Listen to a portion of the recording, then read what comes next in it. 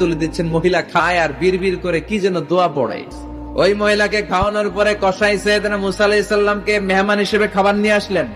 খেয়ে আপনি ঘুমিয়ে পড়েন। মুসা আলাইহিস সালাম বললেন, ততক্ষণ পর্যন্ত তোমার আনা খাবারে আমি হাত দিব না, যতক্ষণ না তুমি বলবা ওই মহিলাটাকে।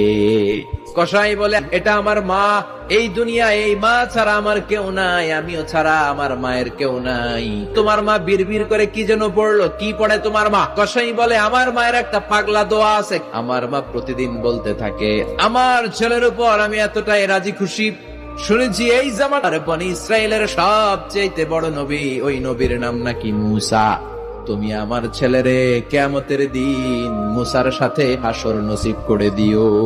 মুসা আলাইহিস সালাম এবার বুঝতে পারলেন, হাফিজে কোরআন যাবে না, শহীদরা যাবে না, ওলিরা যাবে না, নবীরা যাবে না, আমার সাথে জান্নাতে যাবে কসাই। এটা মায়ের দোয়া। কার দোয়া?